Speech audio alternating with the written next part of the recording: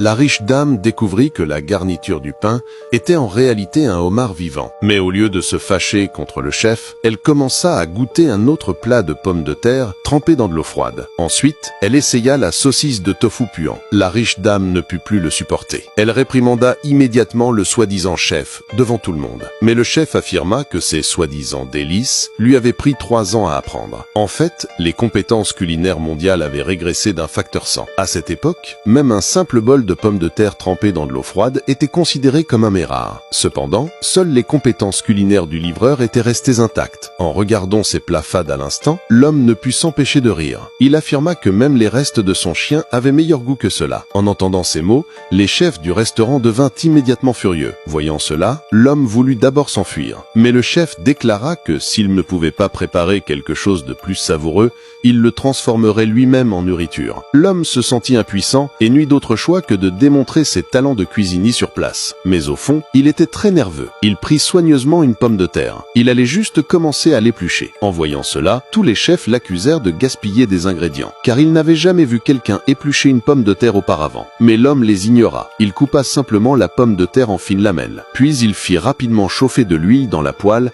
et prépara un plat de pommes de terre sautées, aigres et épicées. Après y avoir goûté, les chefs furent tous stupéfaits par la saveur. En voyant leurs expressions étonnées, la riche dame prit curieusement une bouchée des pommes de terre râpées. La seconde suivante, elle loua l'homme comme un véritable dieu culinaire de l'époque. Mais l'homme trouva leur réaction bien trop exagérée. Avant même qu'il puisse réagir, la riche dame sortit 3 millions de dollars pour acheter le brevet du plat. En voyant la pile d'argent devant lui, l'homme fut transporté de joie. La femme l'invita ensuite à représenter son restaurant au concours mondial des chefs. Et le prix pour le champion était de 10 millions de dollars DOL. En entendant une récompense aussi énorme, l'homme accepta immédiatement. Bientôt, le concours de cuisine commença. Cependant, l'un des adversaires de l'homme se révéla être son ex-petit ami. Et le plat qu'elle choisit n'était autre que les pommes de terre trempées dans de l'eau froide. Lorsque vint le tour de l'homme de choisir, il décida de préparer du riz frit aux œufs. Cela choqua tous les spectateurs présents, car dans ce monde, seul un véritable dieu culinaire pouvait faire du riz frit aux œufs. Personne ne croyait donc que l'homme gagnerait. Même son ex-petit ami se moqua de lui et lui dit d'abandonner le concours à l'avance. Mais l'homme commença à cuisiner calmement malgré tout. 20 minutes plus tard, tous les autres concurrents avaient terminé leur plat avant lui. Les juges classaient ces plats parmi les 10 meilleures cuisines du monde. À ce moment-là, l'homme cuisinait encore. Peu à peu, tout le monde pensait que son riz frit échouerait sûrement. Mais lorsque les juges le goûtèrent enfin, ils lui décernèrent tous le titre de champion. Le public alla encore plus loin, se battant pour attraper des bouchées de son riz frit.